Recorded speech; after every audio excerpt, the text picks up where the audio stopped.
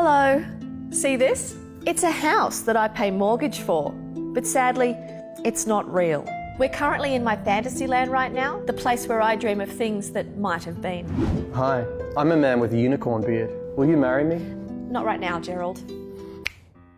This is my actual house that I rent, and the reason that I don't have financial security is small, rectangular and plastic. No, I didn't blow my life savings on Lego. I'm talking about credit cards. All right, I know it's not the actual physical card's fault that I pissed away my hard-earned cash into debt in my early 20s. I'm fully aware that it's got a lot to do with all the terrible decisions I've made, like this giant inflatable unicorn I bought for my non-existent pool. But damn, this little plastic hell portal has a lot to do with it. Scott Pape, author of the wildly successful The Barefoot Investor, says if you have a credit card, you're actually not in control of your finances at all. And the truth is, you don't actually need a credit card. Whoa, slow down, Scott. At least buy us a drink first, cash only. Let's look at some of the main reasons we're told to get a credit card. Firstly, that it's good for emergencies. Now let's define emergencies.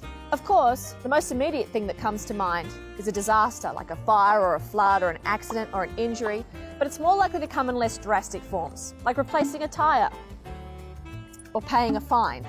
Of course, having immediate access to instant money to cover this stuff sounds great on paper, but you're technically taking out a loan because you can't afford to pay for these expenses out of pocket.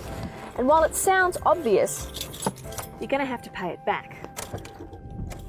And that's just the emergencies that are legit. What if, like me, you have little to no self-control and your definition of an emergency is flexible enough to include an emergency holiday to Bali, or an emergency Britney Spears perfume, or an emergency pair of light-up unicorn sneakers?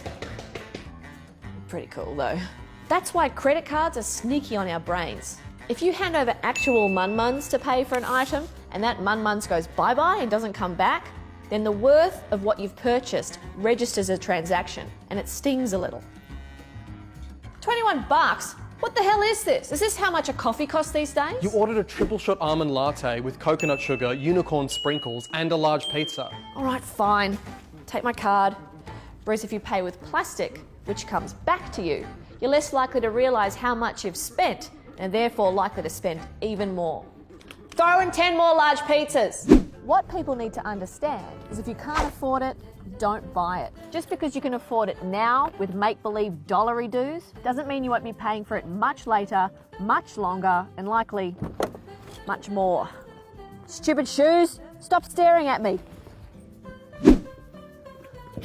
Of course, there's the whole cultural phenomenon of materialism, which feeds on our primal needs for comfort and acceptance, of which credit cards are a single facet of a much larger corporate con. That it's destroying our relationships and our environments as well. Did you know the planet's melting? Oh, crazy. Anyway, that's for another video. Now, if you'll excuse me, ASOS are having a sale. Oh, gotta get that.